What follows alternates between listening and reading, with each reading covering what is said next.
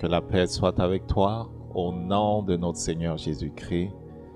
Nous sommes contents de nous retrouver ce soir encore dans le cadre de notre cours sur la guérison et sur la délivrance.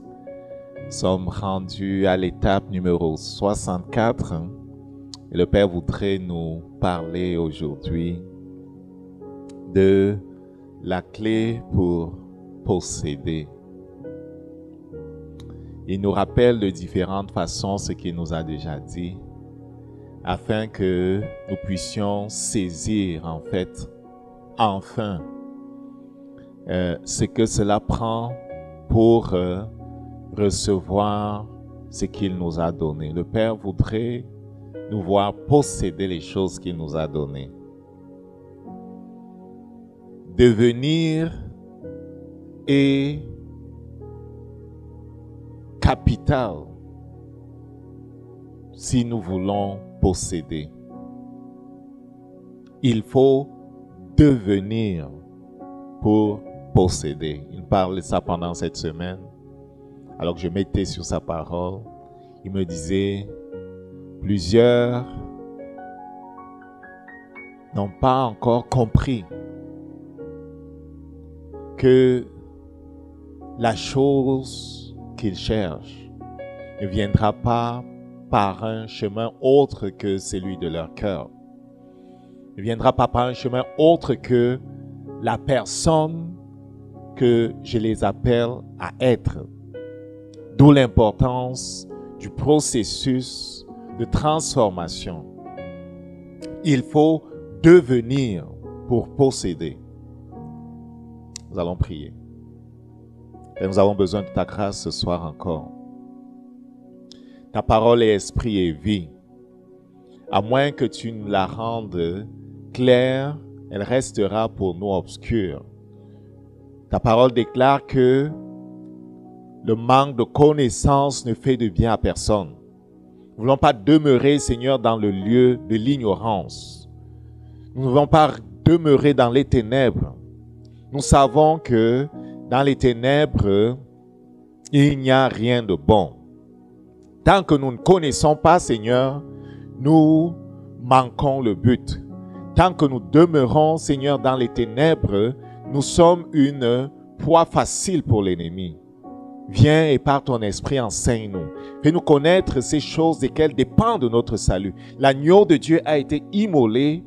Accorde-nous la grâce, Père, de recevoir ce qu'il donne. Tu es fidèle. Que ton nom soit sanctifié.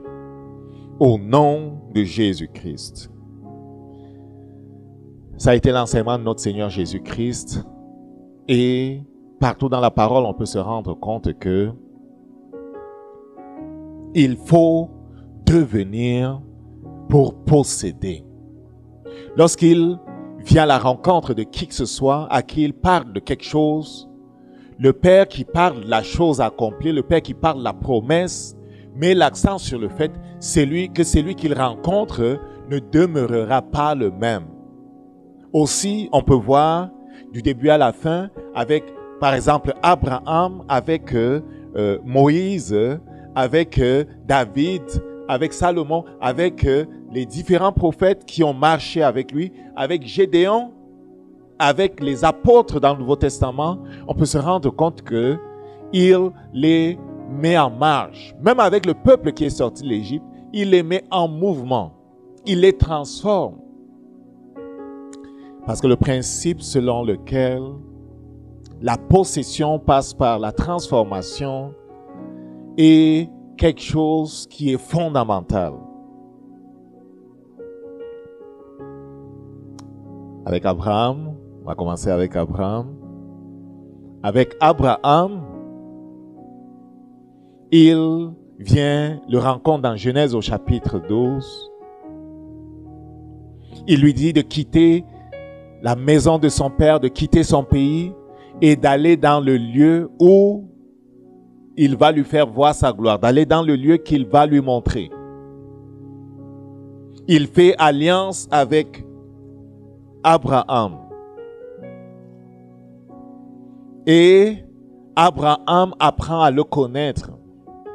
Genèse au chapitre 12. Genèse au chapitre 13, Genèse au chapitre 15, 17, 22. Il y a différentes rencontres avec le Seigneur. Il y a différentes alliances qu'ils se font. Au fil des rencontres, Abraham est transformé.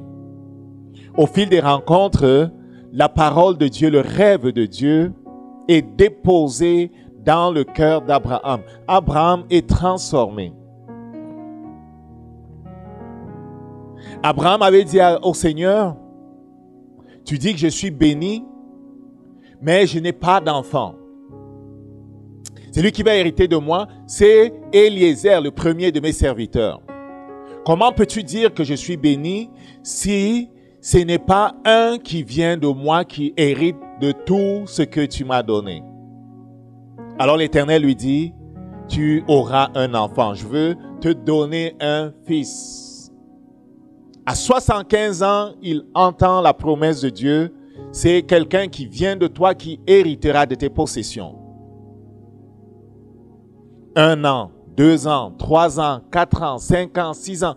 Plusieurs années sont passées et Abraham ne voit pas l'accomplissement de la promesse de Dieu qui, année après année, revient lui redire la même chose. Quelqu'un qui vient de toi héritera. Lorsqu'il tient le conseil avec Sarah, son épouse, Sarah et son épouse, Abraham pensait que c'était quelqu'un qui ne viendrait pas de Sarai qui hériterait de lui. Sur le conseil de son épouse Sarai, il part avec Agar. Mais lorsque le Seigneur revient, il lui dit non, c'est de ton épouse que viendra celui que je te donne. Le Seigneur qui, au fil des rencontres, avait travaillé à changer comment il se voyait, amène la révélation à un autre niveau, le pousse à un autre niveau, change son nom. C'est quand il a 99 ans que l'on change son nom. Il est passé au moins 24 ans et il n'avait pas vu la promesse. L'Éternel qui comprend que pour recevoir, il faut devenir, change son nom. Lorsqu'on dit pour recevoir, il faut devenir, de quoi parle-t-on?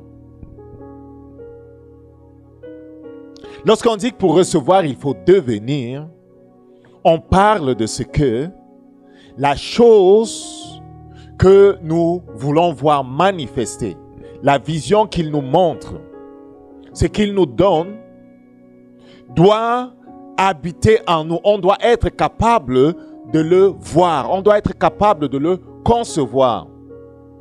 Il me disait, il faut que tu sois capable de te voir là où je t'envoie. Il faut que tu sois capable de concevoir la fin. Il faut que tu sois capable de te voir pasteur si je t'appelle à être pasteur. Il faut que tu sois capable de te voir en Chine si je t'appelle à aller en Chine. Il faut que tu sois capable de te voir un ministère qui travaille sur 5 continents si je t'appelle à travailler sur 5 continents. Il faut que tu vois la fin dès l'endroit où tu te trouves. Pendant que tu es ici, il faut que tu vois la fin. En fait, il faut que la fin que tu vois et que tu t'exerces à voir continuellement soit en toi. Tant que la chose dont il te parle n'est pas en toi, il va être difficile de la posséder. Si la destination n'est pas en toi, il te sera difficile d'aller là où il t'envoie. Si ce qu'il te donne n'est pas en toi, il te sera difficile de posséder ce qu'il te donne. Donc, il a parlé à Abraham lorsqu'il avait 75 ans. Abraham, qui ne comprenait pas le système de Dieu, bien qu'il ait été transformé par l'Éternel au fur et à mesure des rencontres, voit le Seigneur littéralement pousser la formation à un autre niveau en changeant non seulement son nom, mais le nom de Sarai. Il s'appelait Abram, elle s'appelait Sarai. Il change son nom en Abraham. Un peu comme pour le forcer à voir ce que le Père lui montrait. Un peu comme pour le forcer à entrer de façon pleine dans la vision que le Père lui montrait. Dans Genèse au chapitre 13, le Père lui avait dit, « Je rendrai ta prospérité comme la poussière de la terre. » En sorte que si quelqu'un peut compter la poussière de la terre, ta postérité sera aussi comptée. Le Seigneur lui avait dit au verset 14, « Lève les yeux et du lieu où tu es, regarde vers le nord et le midi, vers l'orient et vers l'occident. » Il dit, regarde des quatre côtés. Le Seigneur lui avait dit, élargis ton horizon. Le Seigneur lui avait dit, regarde au-delà de là où tu te trouves.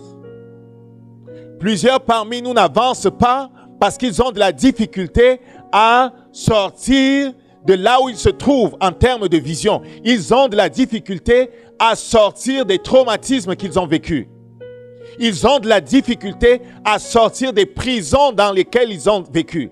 Ils ont de la difficulté à sortir du chagrin dans lequel ils ont été placés. Ils ont de la difficulté à sortir de l'échec dans lequel ils ont été placés par les expériences qu'ils ont vécues.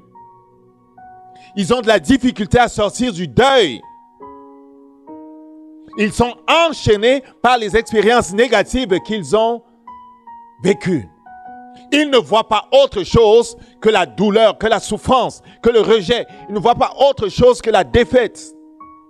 Ils ne voient pas autre chose que ce qu'ils ont perdu.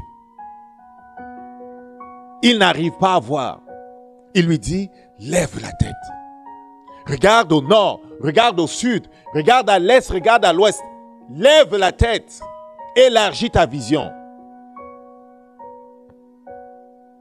Car tout le pays que tu vois, je te le donnerai à toi et à ta postérité pour toujours. Au moment où l'Éternel lui donne cet ordre-là, il était à Canaan. L'Éternel l'avait amené à Canaan. L'Éternel l'avait amené dans le territoire qu'il lui donnait en possession. L'Éternel veut nous amener à Canaan. Il veut nous amener dans le territoire qu'il nous donne en possession. Il veut trouver le moyen de nous convaincre de ce que c'est possible. Alors il dit, lève la tête, regarde au nord, regarde au sud, regarde à l'est, à l'ouest, regarde partout où tu peux. Sache que ce que tu vois, c'est ça que je te donne. Le Seigneur ne peut pas nous donner ce qu'on ne voit pas. Il ne peut pas nous donner ce que l'on ne voit pas. Abraham qui avait quitté la maison de son père, je m'abuse, c'était Charan, il s'était arrêté à Charan, si je ne me trompe pas, à la fin du chapitre 11. Téra était mort. L'Éternel qui avait mis en mouvement Téra, lui dit, lève-toi et va. Parce que Téra partait à Canaan. Dieu voulait donner Canaan à cette famille-là. Donc, là où son père était mort, il ne voyait pas l'héritage, tu comprends? Il ne voyait pas au-delà de ce qu'il avait. Alors l'Éternel le force à aller à Canaan. Il a vu de ses yeux Canaan. Oui, Canaan était habité par d'autres personnes, mais l'Éternel s'assure qu'il arrive à Canaan et qu'il voit la terre que l'Éternel dit qu'il va lui donner. L'Éternel le force à regarder au nord, au sud, à l'est, à l'ouest. L'Éternel le force à regarder la vision, à regarder l'héritage. L'Éternel le pousse à enregistrer en lui l'image de l'héritage. L'héritage doit être en nous. Lorsque l'héritage est en nous, nous parlons continuellement de l'héritage. Lorsque l'héritage est en nous, il conditionne tout ce que nous faisons. Ce qui est en nous est notre futur. Ce qui est en nous est notre destination. C'est ce qui est dans notre cœur qui sera notre expérience. Il veut changer ce qui est dans notre cœur. S'il nous donne quelque chose, il veut que la chose soit en nous. Les Écritures enseignent, tant que la chose n'est pas en nous, il nous sera impossible de posséder la chose. Pour ce qui est d'Abraham, lui qui était le père d'Israël, parce qu'Israël descend d'Abraham, il fallait que le père lui montre l'héritage qui reviendrait à ses enfants, afin qu'il puisse dire avec conviction à ceux qui viendraient avec lui que l'Éternel a dit qu'il nous donnerait cette terre. Il y a des rêves et des visions qui passent d'une génération à l'autre. Un peu comme le rêve du retour du Seigneur est passé d'une génération de chrétiens à l'autre. Un peu comme le rêve de la vie abondante en Jésus-Christ est passé d'une génération à l'autre par ceux qui l'ont entendu parler de la chose. C'est ça que Joseph, lorsqu'il partait, il dit, l'Éternel avait fait la promesse à Abraham de nous sortir de l'Égypte. Il va exécuter cette promesse. Il va tenir sa parole.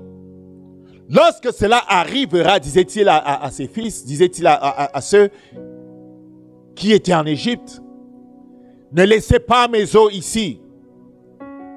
Il avait entendu Isaac parler. Il avait entendu, Jacob parler de cela. Jacob avait entendu Isaac. Isaac avait entendu Abraham.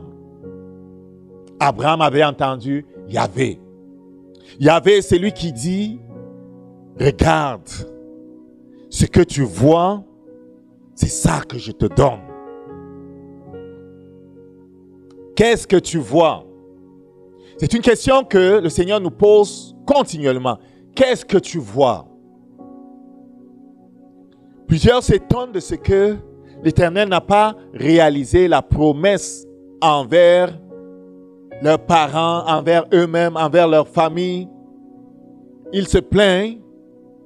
Mais s'ils pouvaient répondre à la question, qu'est-ce que tu vois? Et qu'est-ce qui est dans ton cœur? Qu'est-ce qui est en toi? Ils se rendraient compte que le travail sur soi n'est pas terminé. Je vous ai déjà raconté le témoignage de cette personne pour qui l'Église s'était mise à jeûner. Parce qu'elle était comme atteinte d'une maladie terminale, d'une maladie terrible, d'une maladie que l'on ne sait pas soigner. L'Église jeûnait et priait pour la guérison de cette personne. Engagée dans les prières et les jeûnes. Cette personne tenait un journal. Au dehors, elle était excitée, engagée dans les prières et les jeûnes, confessant que l'Éternel allait faire. Lorsqu'elle est morte, les gens n'ont pas compris. Mais lorsqu'on découvre son journal, on a vu qu'elle écrivait un journal. C'est quoi? C'est un cahier dans lequel les gens écrivent des choses chaque jour. Il y en a qui tiennent des journaux. Elle écrivait dans son journal qu'elle ne voulait plus vivre. Elle écrivait dans son journal qu'elle était fatiguée. Elle écrivait dans son journal qu'elle voulait partir. Donc, en apparence, elle était engagée avec les autres. Mais dans son cœur, elle n'était pas engagée. Elle ne se voyait pas délivrée. Elle ne se voyait pas guérie. Elle n'était pas capable de lever les yeux et de voir un futur. Elle n'était pas capable de voir au-delà de ce que les médecins lui montraient. Elle n'était pas capable d'envisager sa vie dans 10 ans, 20 ans. Elle écrivait dans son journal des paroles de désespoir. Elle écrivait dans son journal des paroles parlant de son désir de partir. Elle avait abandonné la bataille. Elle ne voulait plus se battre.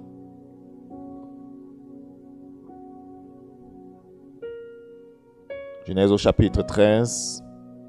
L'Éternel dit à Abraham, après que Lot se fut séparé de lui, lève les yeux et du lieu où tu es, regarde vers le nord et le midi, vers l'Orient et vers l'Occident.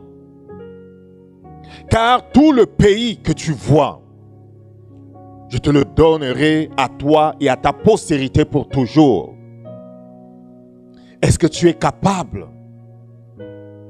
Est-ce que tu es capable de te soumettre au Saint-Esprit qui nous enseigne que du point de vue de Dieu qui a fait de nous ses enfants, toutes ces promesses, les plus petites comme les plus grandes, toutes ces promesses sont oui et amen en Jésus-Christ. Est-ce que tu es capable de lever les yeux et de voir ta vie sous le prisme de la promesse de Dieu? Est-ce que tu es capable de te voir dans la promesse? Est-ce que tu es capable de te voir selon ce que Dieu a dit? C'est ce que nous voyons qui sera. Ce que nous voyons nous transforme. Ce que nous voyons nous transforme. Ce sur quoi nous nous concentrons, nous attirons. La parole de Dieu ne dit-elle pas que nous qui contemplons comme dans un miroir l'image ou la gloire de notre Dieu, nous sommes transformés en la même image. Et il dit le Seigneur l'Esprit. Qu'est-ce que cela veut dire?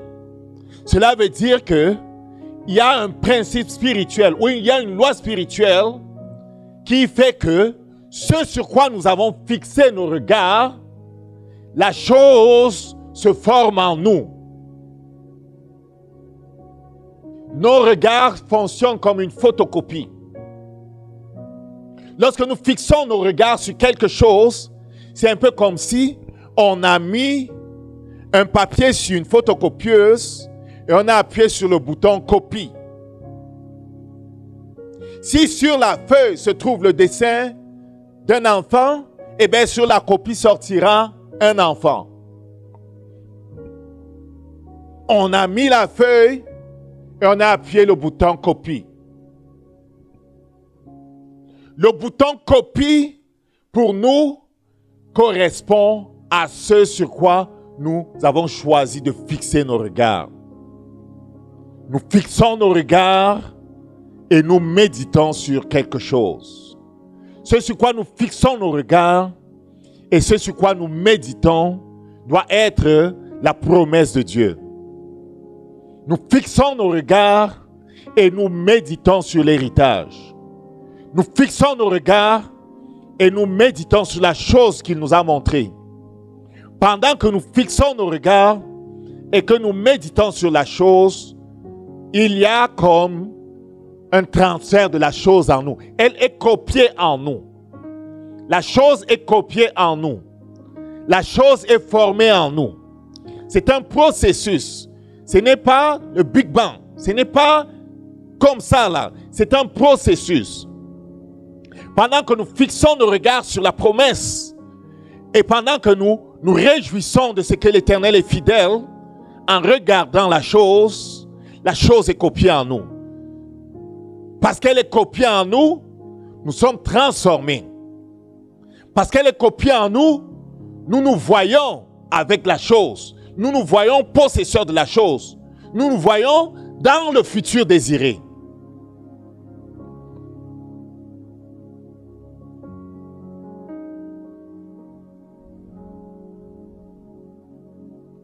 Au verset 17, toujours dans Genèse au chapitre 13, il lui dit, « Lève-toi, parcours le pays, dans sa longueur, dans sa largeur.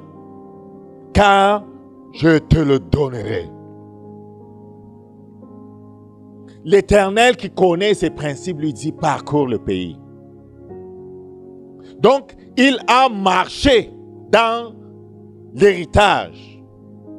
Il a été forcé de regarder les détails de l'héritage.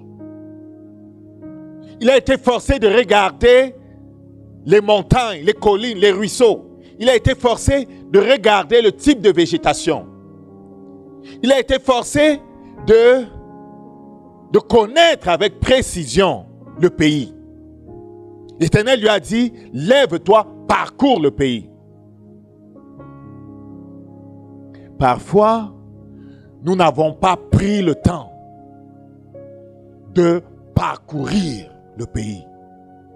Nous n'avons pas pris le temps de regarder sous toutes les facettes l'héritage qu'il nous donne. Nous n'avons pas pris le temps de nous immerger dans l'héritage. Nous n'avons pas pris le temps de ressentir ce que cela pourrait faire, de posséder le pays.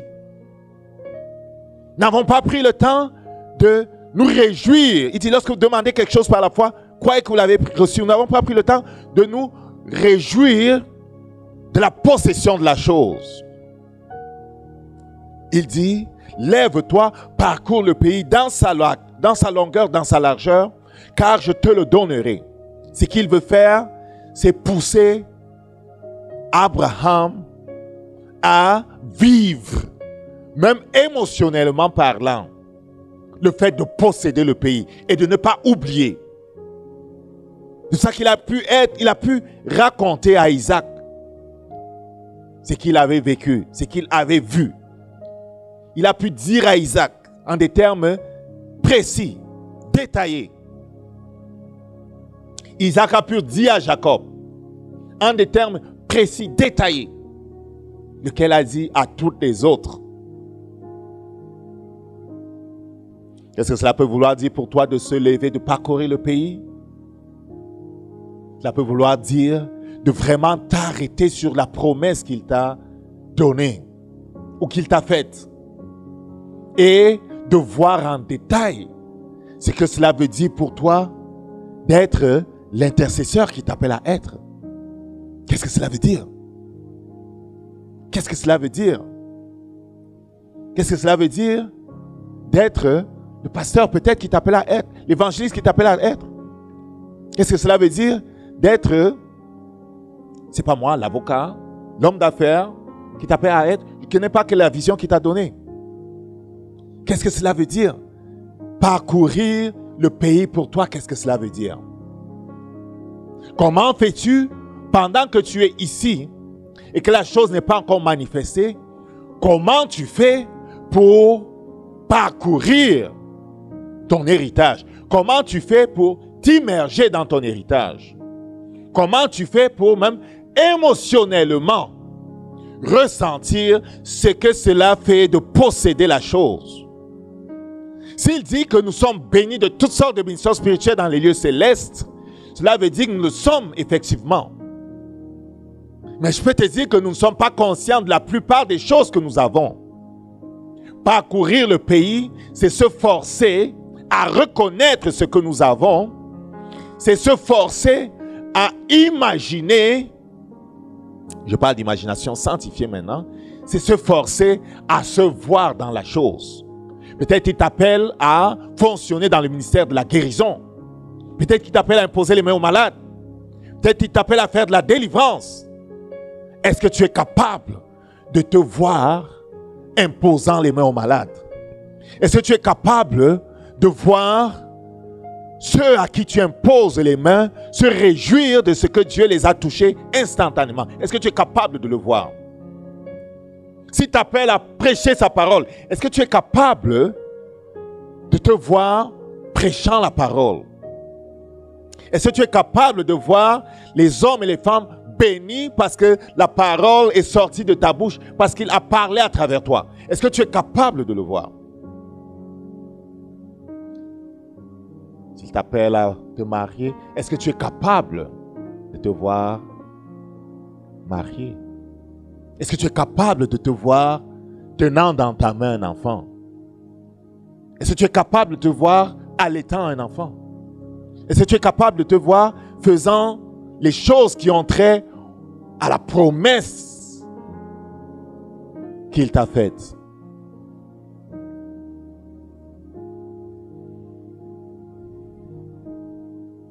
Encourage à méditer sur Genèse au chapitre 13, les versets 14 à 18. Le Seigneur, par les deux instructions qu'il donne à Abraham, nous montre clairement que nous avons besoin d'être transformés. Il faut devenir. Il faut se trouver dans la place où la chose que nous désirons est en nous. Parce que nous avons levé les regards pour regarder au nord, au sud, à l'est, à l'ouest. Nous avons regardé les contours de la chose. Parce que nous avons marché pour découvrir les détails de la chose. Parce que nous nous sommes vus dans la chose. Parce que nous nous sommes réjouis. Parce que nous avons même ressenti les émotions qui viennent avec le fait de posséder la chose.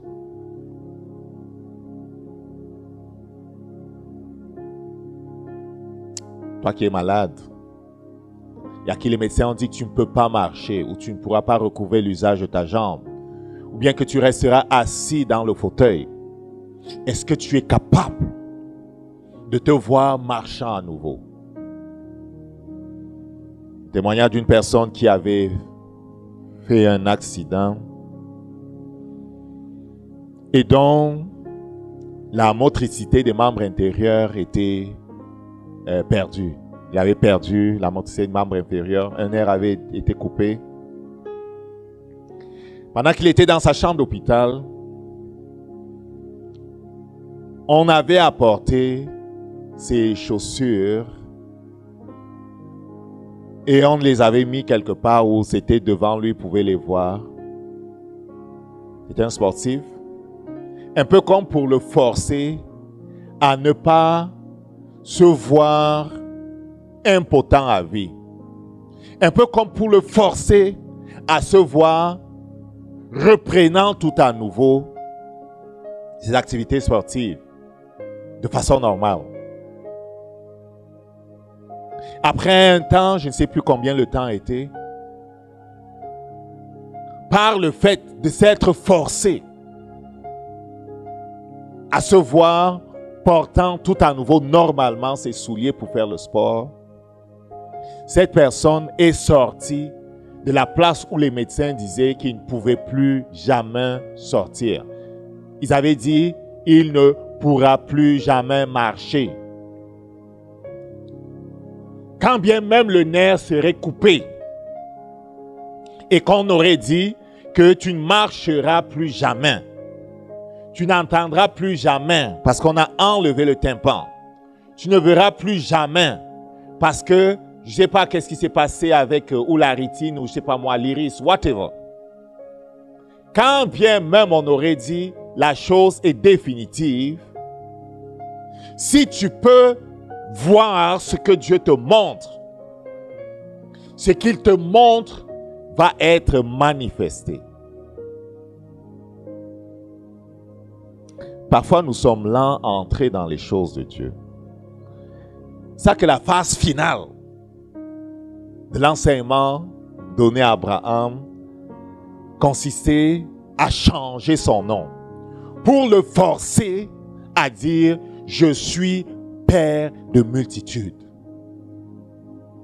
Pas « je serai », je suis Père de multitudes. On a changé le nom de son épouse pour qu'elle s'appelle Princesse Sarah. C'était Sarai, on appelle maintenant Sarah. Tout est au présent. Il appelle la chose qui n'est pas encore dans ce monde comme si elle était déjà.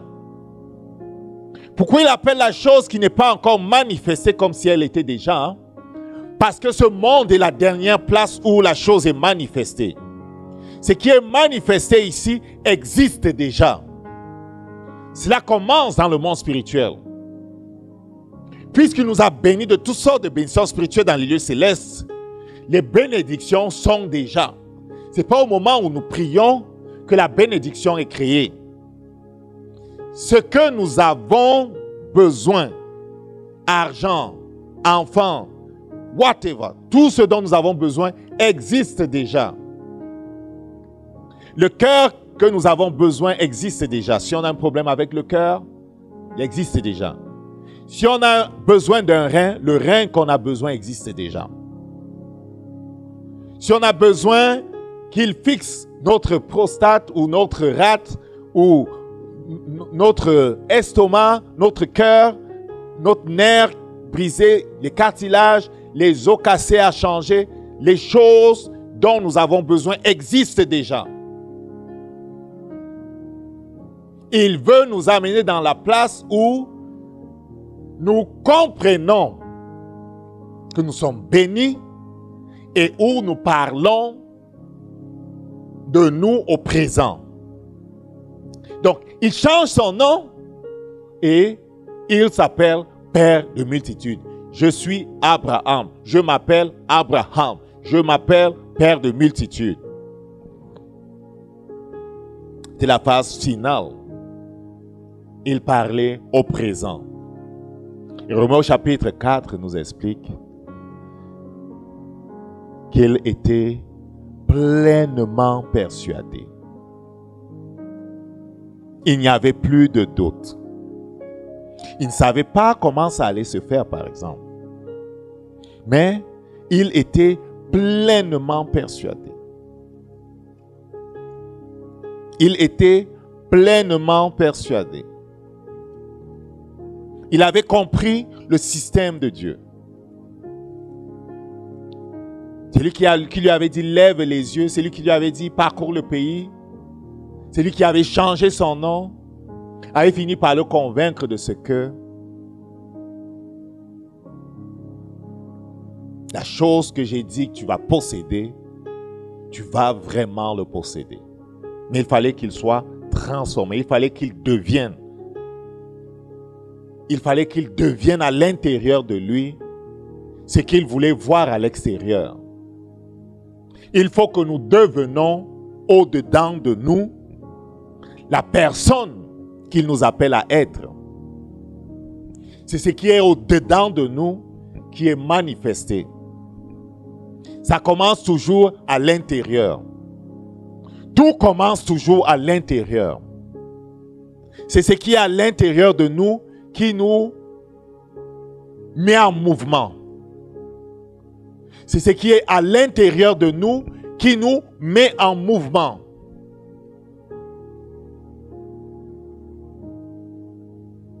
Verset 17, Romains au chapitre 4. Je vais revenir au verset 16. C'est pourquoi les héritiers le sont par la foi. Oui, nous parlons de foi. Le fait de lever la tête, de regarder, c'est le principe de la foi. Nous parlons de foi. Notre Dieu est un Dieu de foi. Mais il nous explique ce que c'est que d'avoir la foi. Celui qui a la foi voit. La foi et la vision marchent ensemble. La foi et la vision marchent ensemble. Celui qui a la foi voit. Qu'est-ce qu'il voit? Il voit ce que Dieu montre. Il voit en image ce que Dieu décrit dans sa parole. Il voit de lui ce que Dieu dit de lui. Il se force à marcher dans la promesse. Il se force à regarder en détail la promesse. C'est pourquoi les héritiers le sont par la foi. Pour que ce soit par grâce, afin que la promesse soit assurée à toute la postérité. C'est par grâce qu'il donne. C'est par grâce que le Seigneur donne. Dieu donne tout gratuitement. Quelques-uns pourraient dire, mais pourquoi faut-il que je voie? Pourquoi faut-il que je parcours le territoire? Si c'est gratuit, pourquoi cela ne vient pas me trouver ici? Pourquoi faut-il que je lève les yeux? Que je regarde au nord, au sud, à l'est, à l'ouest? Parce que la foi, c'est voir. La foi, c'est le principe par lequel Dieu transfère les choses. Et Dieu qui nous explique le principe par lequel il transfère les choses, nous dit que la chose ne viendra pas comme on a souvent cru, à travers d'autres moyens que celui de notre cœur.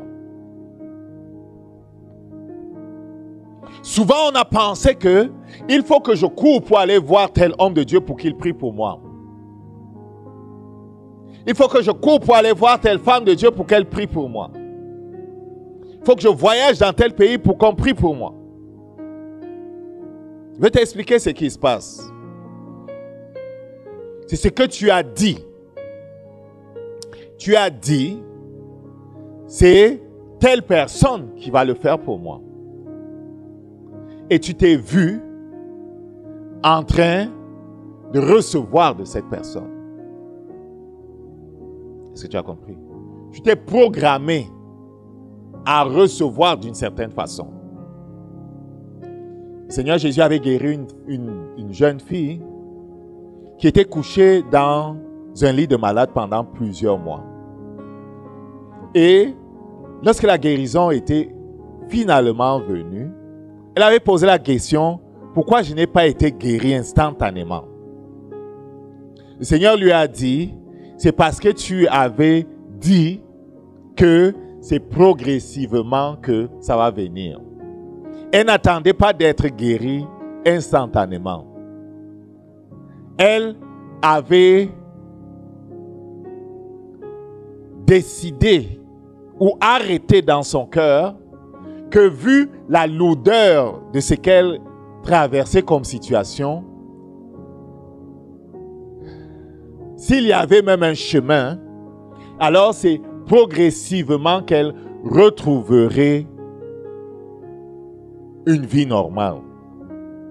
Le Seigneur lui a expliqué, c'est parce que tu avais décrété que ce serait progressif. Tu avais décrété que ce serait progressif. Je vais souvent raconter l'histoire. Une chambre de guérison que nous administrions dans l'église où on était avant de démarrer le ministère. Les gens venaient les lundis soirs pour qu'on prie avec eux. Et une madame qui était venue pour que on prie pour elle. Je le dis parce que ça illustre ce que je dis. Elle était venue vraiment s'attendant à être guérie. Elle avait parlé d'un problème pour lequel on avait prié. Quand elle entrait dans la salle pour qu'on prie pour elle, elle avait remarqué qu'elle boitillait, mais n'avait pas parlé de son problème de dos.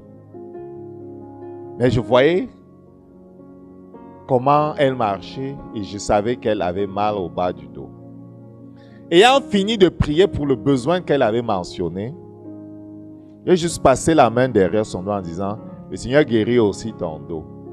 Instantanément, elle a reçu la touche du Seigneur dans son dos.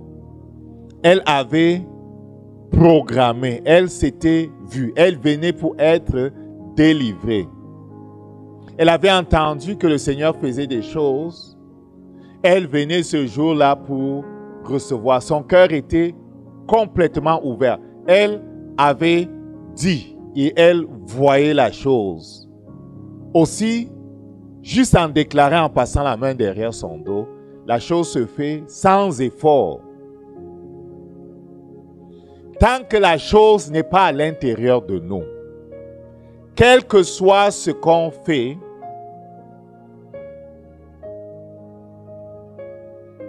quelle que soit même qui que soit la personne qui prie pour nous, la chose ne se fera pas.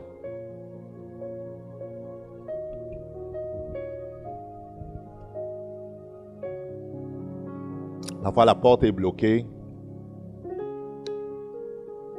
par des esprits méchants. Parfois, la porte est bloquée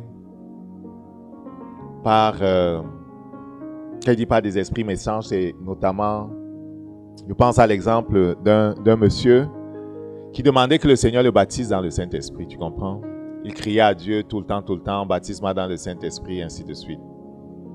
Et un ministre de Dieu a enseigné sur le baptême dans le Saint-Esprit dans son église un jour. Et à la fin, il disait en parlant avec le ministre de Dieu que il a été baptisé dans le Saint-Esprit. J'ai demandé au Seigneur, il m'a baptisé. Sauf que je ne parle pas en langue.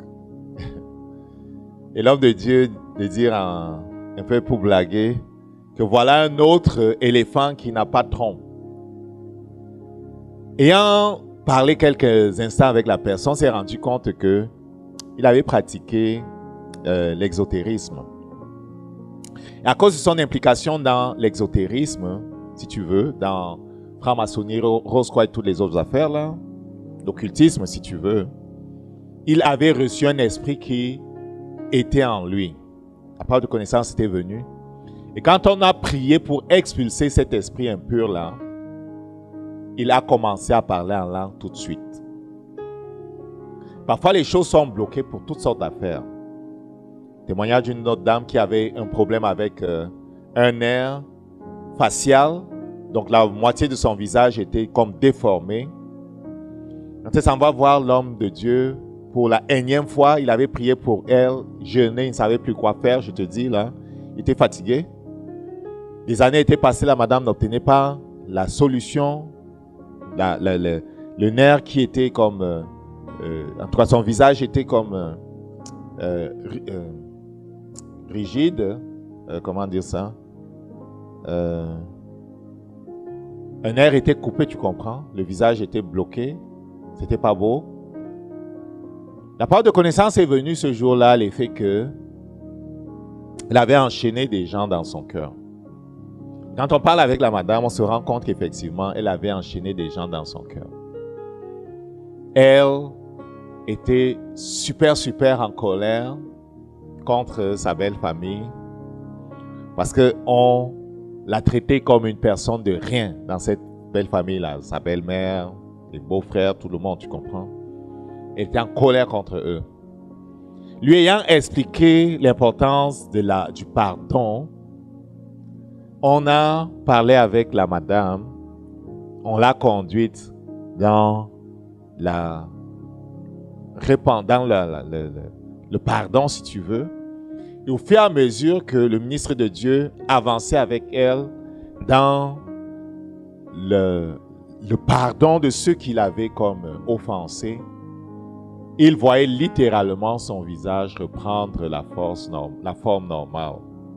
Lorsqu'elle eut relâché la dernière personne contre qui elle était en colère, son visage était redevenu totalement normal et gracieux et beau. Donc, la chose ne viendra pas tant que ce n'est pas en nous. Quand bien même nous l'aurions mise en nous, si notre cœur n'est pas gardé des choses qui bloquent le flot ne manifestera pas dans notre vie ce que Dieu nous donne. Notre responsabilité, c'est de garder notre cœur de l'amertume, du chagrin, du ressentiment des autres choses qui polluent le cœur et de nous assurer que dans notre cœur soit formé ce que Dieu nous donne. C'est pourquoi les héritiers le sont par la foi, pour que ce soit par grâce. C'est par grâce qu'on reçoit. Mais notre cœur doit être gardé pur. C'est notre responsabilité de garder notre cœur pur. C'est par grâce que nous recevons, mais c'est notre responsabilité de lever les yeux et de regarder au nord, au sud, à l'est, à l'ouest. C'est notre responsabilité de parcourir le pays pour s'assurer de transférer, de former en nous la chose qu'il nous donne. Il faut que la chose soit en nous. d'abord.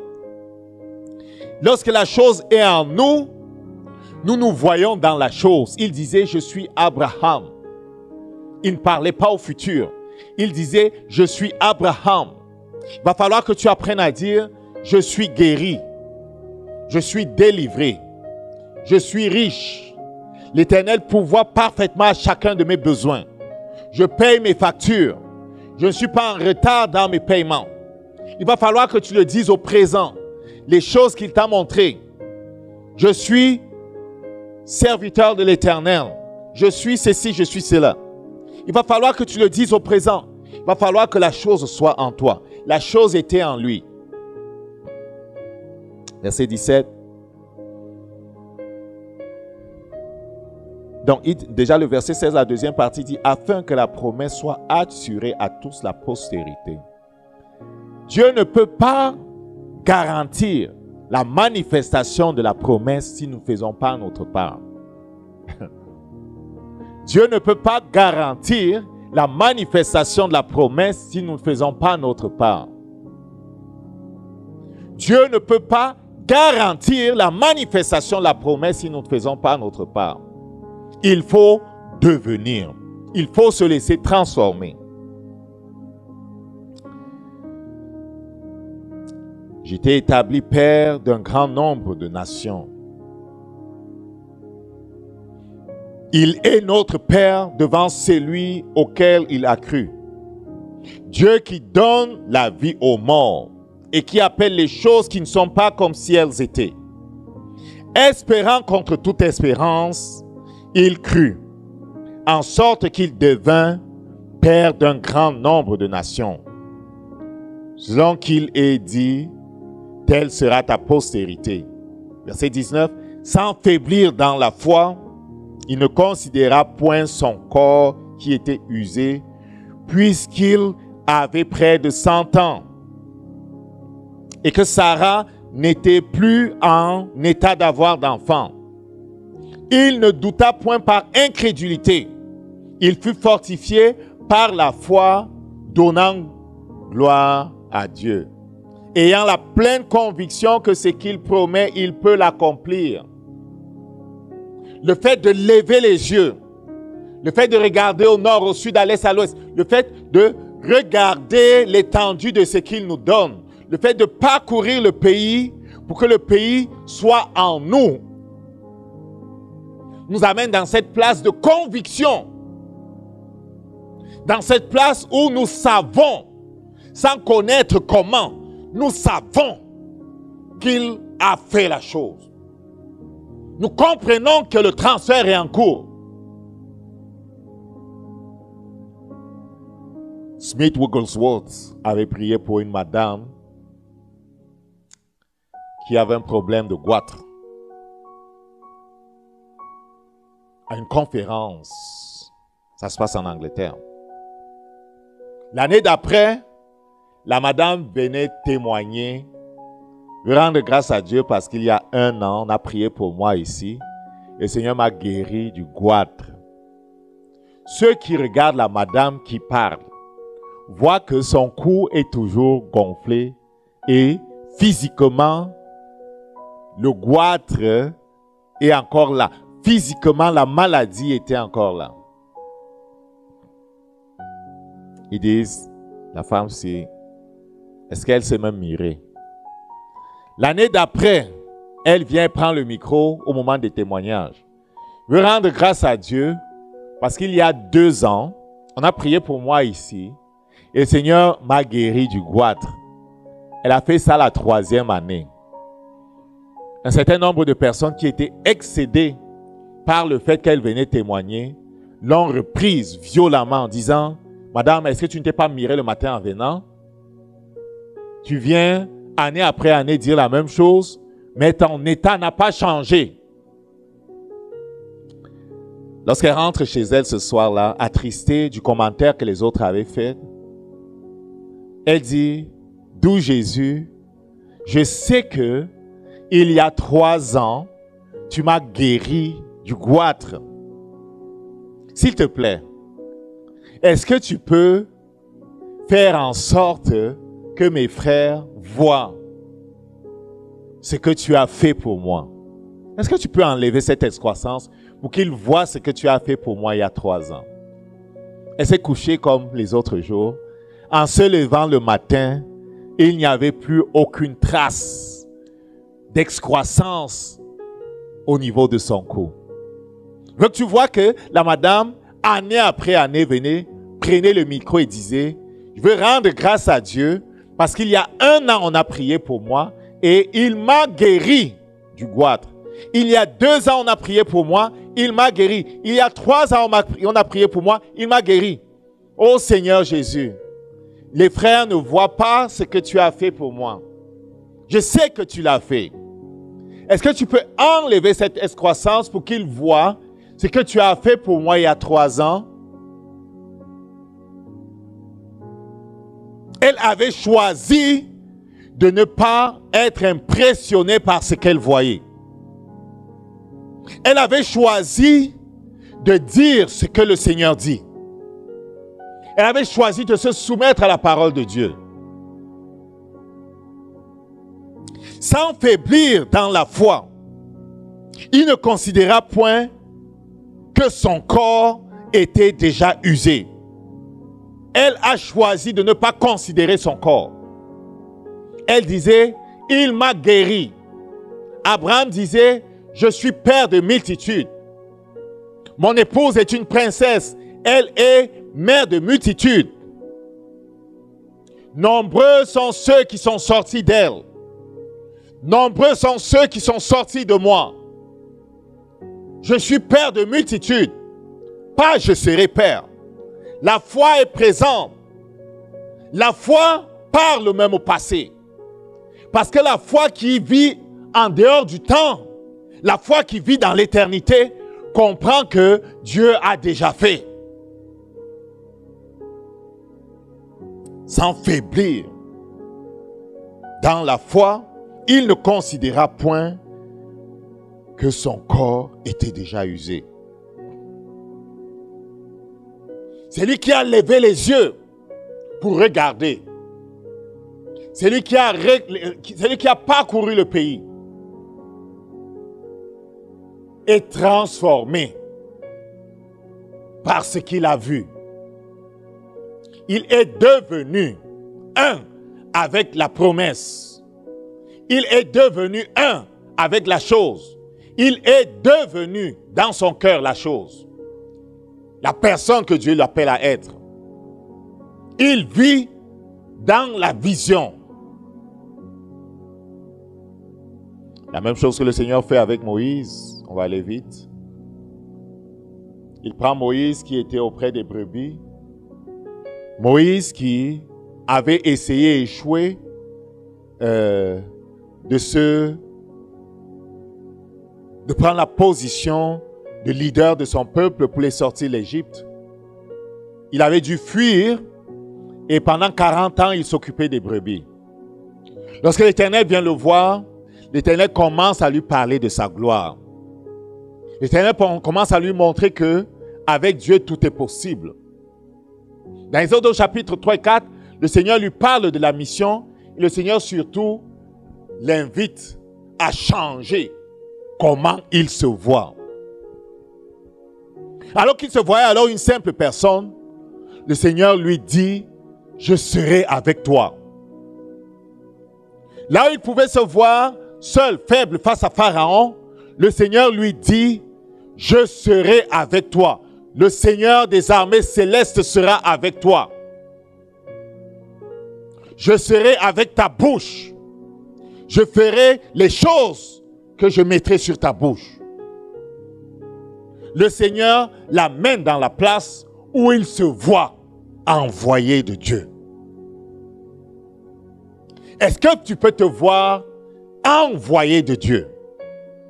Est-ce que tu as compris que ce n'est pas de toi qu'il est question? Est-ce que tu as compris que Dieu a le plus à perdre dans cette affaire? Est-ce que tu as compris qu'il t'envoie parler de sa part? Donc, il a transformé Moïse. Moïse ne se voyait plus un simple berger. Moïse se voyait comme un envoyé de Dieu, apostolos. Il se voyait comme un représentant de Dieu. Et c'est parce qu'il se voyait comme un représentant de Dieu que Dieu a pu faire. Il ne regardait pas ses échecs, il ne regardait pas ce qui était en lui, il regardait à Dieu qui peut tout. Il quittait et laissait Dieu faire. Il disait seulement ce que Dieu disait. C'est ça que même lorsque le peuple attaquait Moïse, il ne leur répondait pas. Il se tournait vers Dieu pour prier. Il ne répondait pas parce que ce n'était plus son affaire. La mission de sortir le peuple de l'Égypte, ce n'était pas l'idée de Moïse. Si tu peux arriver dans la place où tu conçois ta vie comme le projet de Dieu et les choses que tu fais comme les choses qui viennent de lui, et ce n'est pas qu'on est en train de forcer là, on n'est pas en train d'être dans la place où on va prendre nos propres affaires et forcer Dieu de les bénir. Non, on veut les recevoir de lui comme Moïse les a reçus de lui. On veut les recevoir de lui comme Abraham les a reçus de lui, pour nous assurer que c'est lui qui envoie, vienne faire ce qu'il a envoyé de faire, tu comprends? Donc tu peux voir que Moïse, qui comprenait très bien l'affaire de mandat, le fait d'être envoyé, et le principe selon lequel celui qui est envoyé aura le secours de celui qui l'envoie, la présence de celui qui l'envoie, chaque fois qu'on l'attaquait, il se tournait vers Dieu. Est-ce que donc tu es capable de voir ta vie, le projet pour lequel tu luttes, comme venant de Dieu? Est-ce que cela vient vraiment de Dieu? Alors si cela vient de Dieu, pourquoi toi tu te mets devant? Pourquoi tu t'inclus là-dedans? Pourquoi tu fais comme si c'est tellement de toi que ça dépend? Oui, ça dépend de toi dans la mesure où, n'oublie pas l'enseignement avec Abraham, où tu dois lever les yeux, tu dois regarder et accepter ce que Dieu dit. Tu dois parcourir le pays pour que le pays soit en toi. Tu dois t'assurer de te disposer, que le Saint-Esprit mette la chose en toi. Tu dois t'assurer de faire ça. C'est aussi ta responsabilité de t'assurer qu'il n'y a pas la colère, le ressentiment, les problèmes qui bloquent le flot du Saint-Esprit. Tu dois t'assurer que ce ne soit pas en toi. Et ta responsabilité de vivre dans la vision, de demeurer dans la vision, mais c'est de la responsabilité de Dieu de mettre en mouvement son esprit pour accomplir la vision. Si toi tu fais ta part et que tu te mets à côté, Dieu fera sa part. Parce que Dieu veut donner la gloire au nom de Dieu. Donc Moïse est transformé et il se voit comme un instrument. Il réfère à Dieu constamment. Avec Gédéon, on voit la même chose. Il ne se voyait pas capable. L'ange de Dieu qui vient lui parler dit, en l'appelant héros, il dit vaillant héros. L'ange dit vaillant héros. Dieu veut changer comment tu te vois. Ce que tu vois de toi est déterminant. Ce que tu dis de toi est déterminant. Beaucoup n'ont pas appris à entrer dans les choses de Dieu. Il faut devenir. Il faut se laisser transformer. Qu'est-ce qu'il avait dit à Josué? Que ce livre de la loi ne s'éloigne pas de ta bouche. Médite-le jour et nuit afin d'apprendre à te conduire selon ce qui s'y trouve inscrit. Car c'est alors que tu auras du succès. Pourquoi il est important qu'on médite sa parole? Parce qu'elle nous transforme. Elle nous transforme. Elle nous transforme. Il faut devenir pour posséder. Josué est devenu autre chose. Il est devenu la personne que Dieu le destinait à être. Tant que nous demeurons là où nous sommes, nous ne pourrons pas posséder. Il faut devenir. Il faut devenir ce qu'il nous montre. Le Saint-Esprit viendra à notre secours. Mais il faut devenir.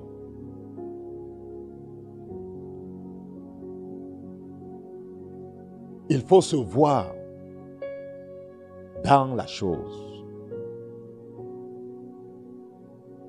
Donc à Gédéon dit, en le saluant, on l'appelle vaillant héros. L'Éternel est avec toi, vaillant héros.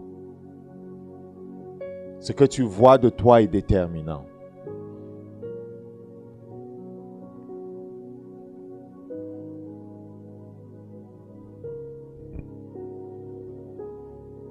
« 15 minutes pour conclure, ou 10 minutes pour conclure.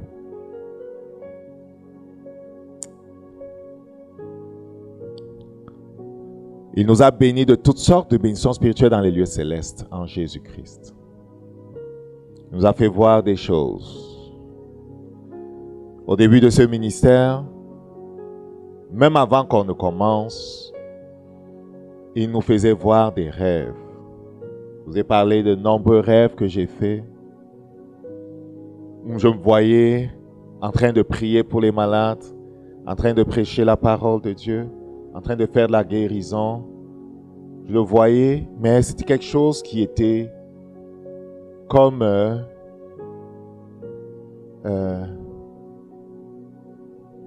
c'était en moi, mais comme ce n'était pas mon expérience, je savais que c'est ce qu'il veut faire. Mais je ne connaissais pas le chemin. En ce qui concerne ce ministère, il parle de plein de choses dont je ne connais pas le chemin. Il parle de beaucoup de choses dont je ne maîtrise pas les étapes. Tout ce que je fais, tout ce que j'avais fait, c'était de croire ce qu'il dit et c'était de m'efforcer, de me mettre en mouvement. C'était de m'efforcer d'accepter ce qu'il dit et de me mettre en mouvement. Il va falloir se mettre en mouvement. Il va falloir se voir tel qu'il nous voit. Si tu es malade, il va falloir que tu apprennes à te voir guéri.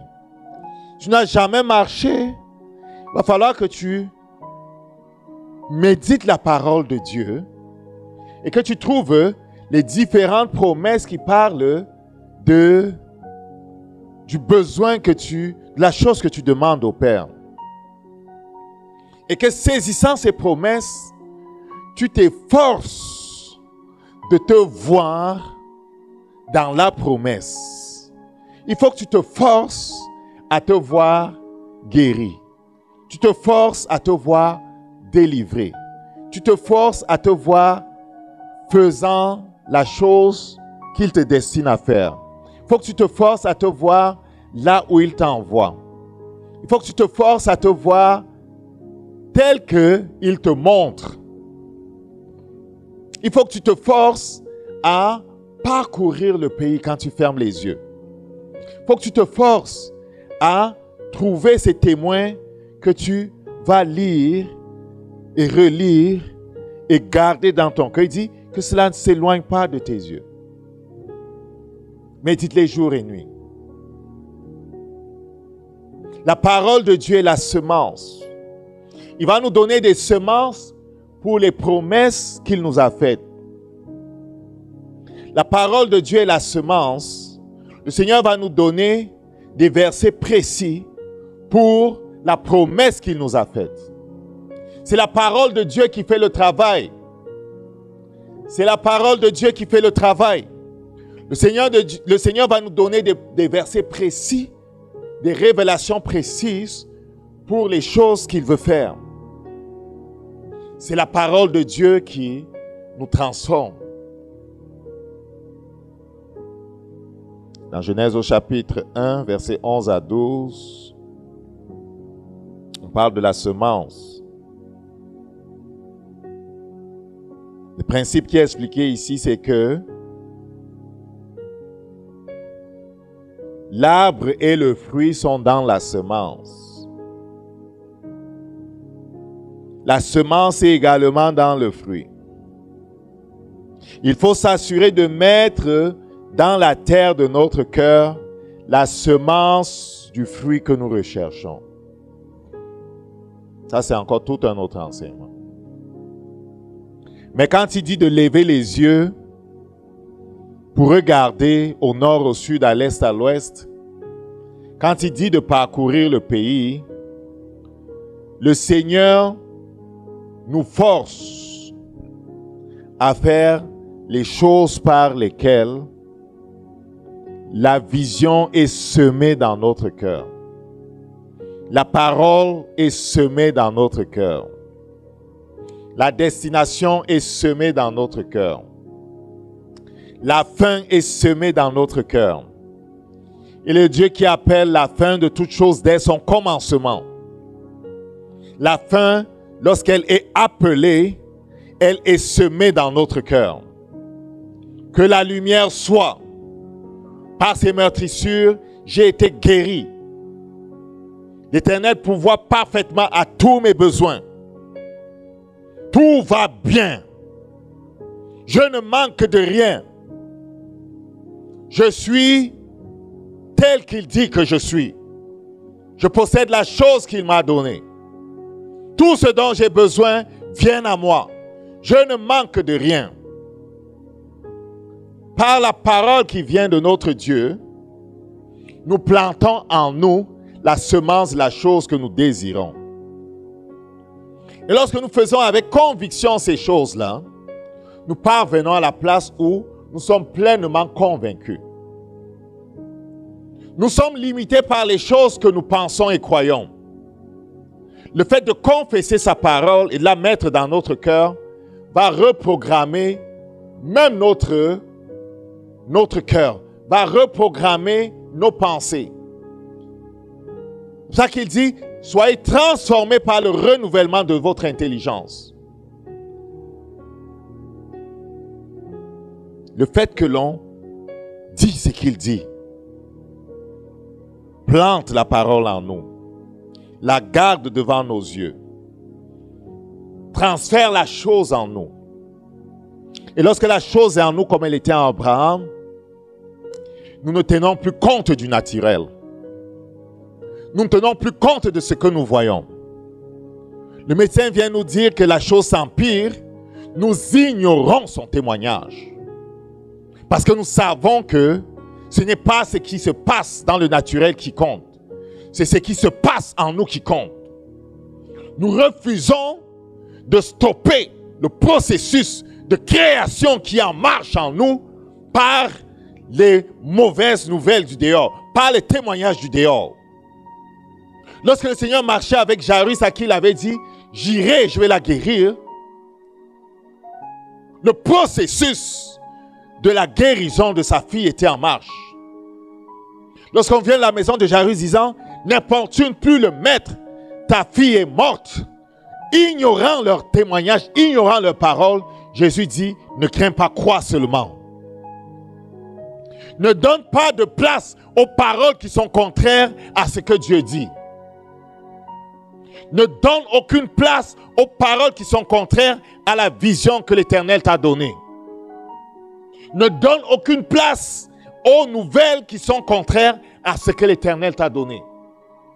Ne permets pas que le processus soit mis en arrêt. C'est pour ça que le Seigneur ignore et qu'il dit quoi seulement. Abraham a ignoré ce qu'il voyait dans le naturel.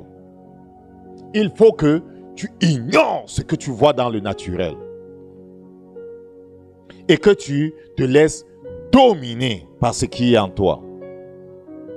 Si tu es dominé par ce qui est en toi, puisque la vie est spirituelle, et que la terre est le dernier endroit où les choses sont manifestées, la chose qui est en toi sera manifestée au dehors. On redit les mêmes affaires, mais c'est bien de comprendre ce qu'il dit. Le Seigneur dit que nous sommes transformés. Laissons-nous transformer. Si nous restons la même personne, nous n'entrerons pas. Là où il nous envoie, celui que nous sommes aujourd'hui ne peut pas y aller. C'est pour ça que Dieu met tellement d'accent sur l'importance d'être transformé par le renouvellement de notre intelligence. Il faut que nous soyons transformés. Après la conversion de Paul, il amène Paul en Arabie. Pendant 3 ans, il le transforme.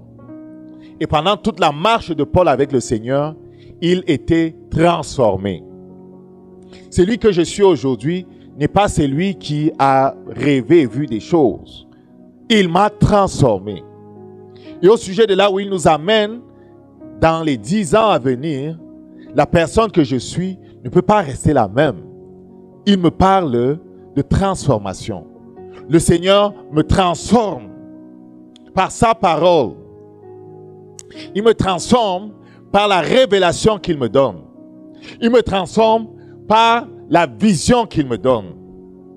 Le Seigneur me transforme pour que je sois capable de recevoir ce qu'il me donne. Il faut se laisser transformer. C'est par sa parole que nous sommes transformés. La vision nous transforme lorsque nous la gardons devant nous et que nous ne permettons pas aux circonstances de la vie, au vent qui souffle, de nous séparer de la vision. Là où tu es, lève-toi. Je vais lire un dernier verset avant qu'on prie.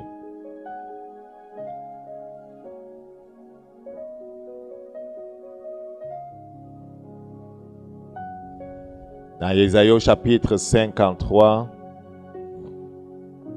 le Saint-Esprit pose une question qui est d'actualité.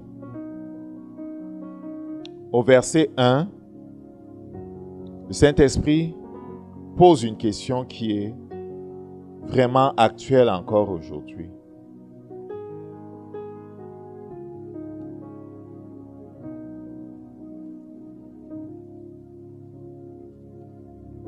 Le Saint-Esprit dit, qui a cru ce qui nous était annoncé? Qui a cru à ce qui nous était annoncé? Qui a reconnu le bras de l'Éternel? L'Éternel est à l'œuvre dans le monde. L'Éternel a fait de grandes choses par Jésus-Christ. Parce que le chapitre 53 parle de la mort de Jésus-Christ.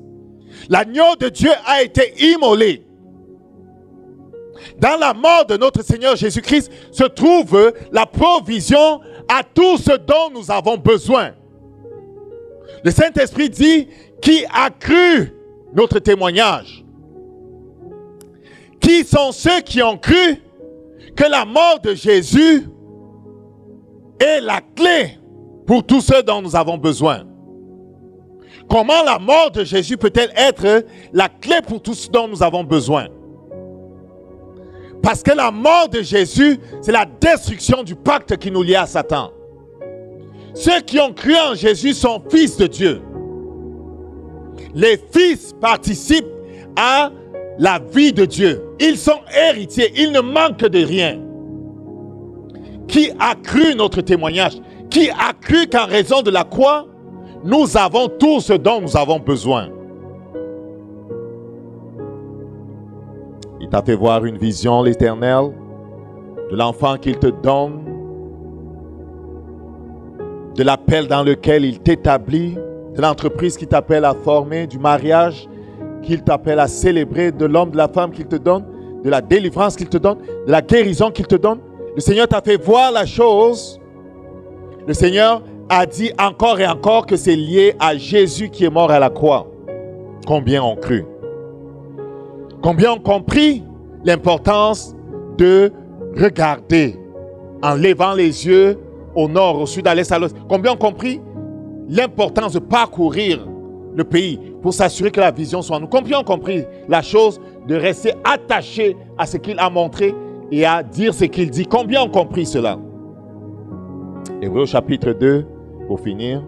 C'est pourquoi nous devons d'autant plus nous attacher aux choses que nous avons entendues.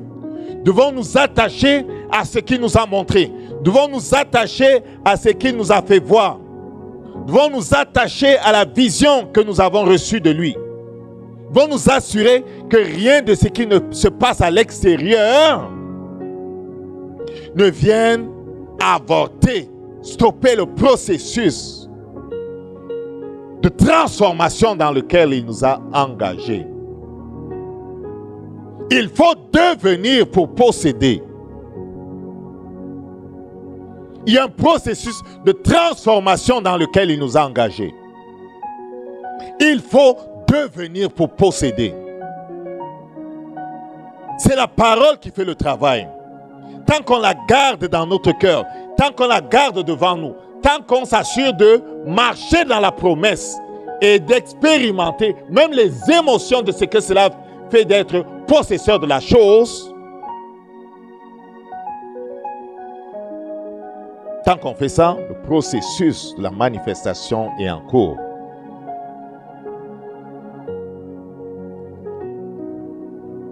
Il dit de peur que vous soyez emportés loin d'elle.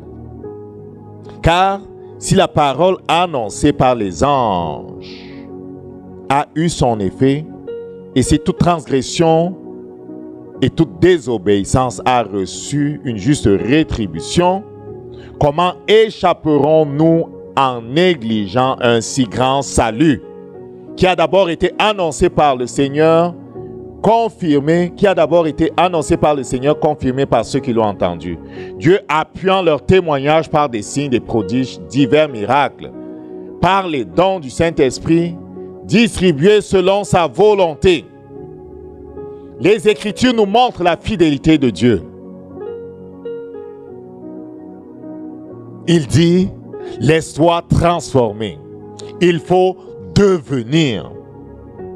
Il faut devenir. Pour chacun de nous, c'est différent, mais le principe est le même.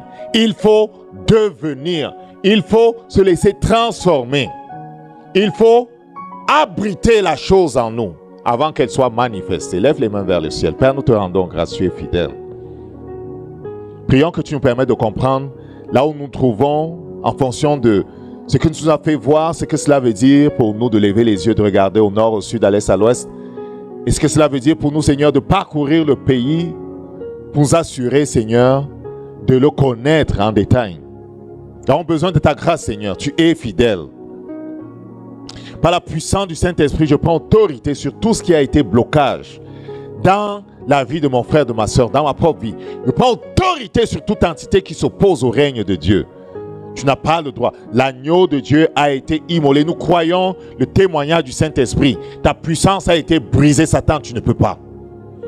Tout esprit de confusion qui a apporté la confusion, le doute, la peur, l'incrédulité est chassé de nos vies au nom de Jésus. Père, donne la grâce de voir. Donne la grâce de saisir. Donne la grâce de devenir. Donne la grâce de posséder. Tu es fidèle. Que ton nom soit sanctifié. Au nom de Jésus. Tu as mal quelque part, mets ta main, je veux prier. Par la puissance du Saint-Esprit, au nom de Jésus, je prends autorité sur tout esprit d'infirmité. Je réprime ce qui n'est pas de Dieu. Satan, tu n'as pas le droit.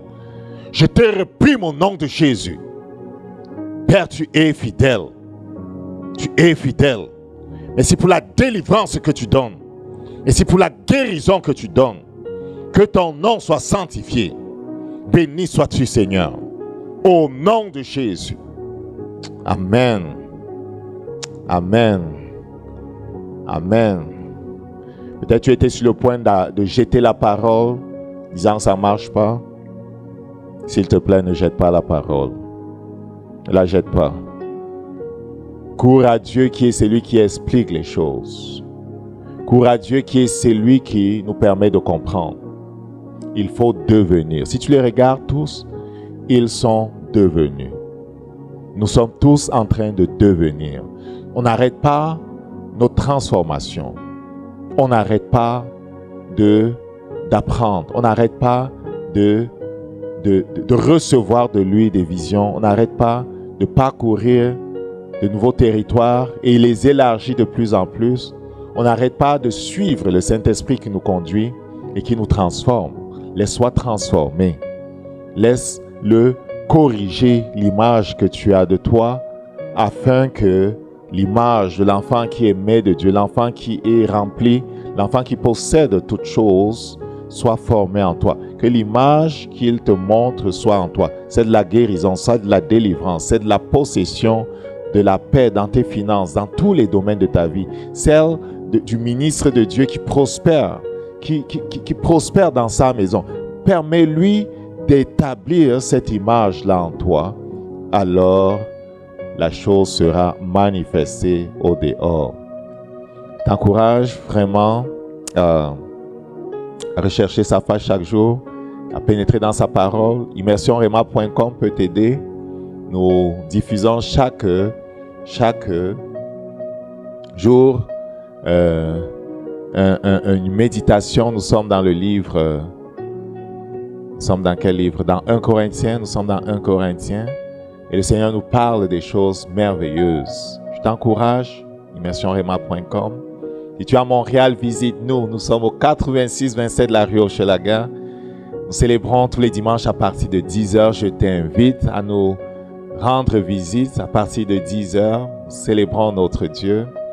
Et quoi d'autre? Ben, si tu cherches un ministère dans lequel investir, ce ministère est la place où mettre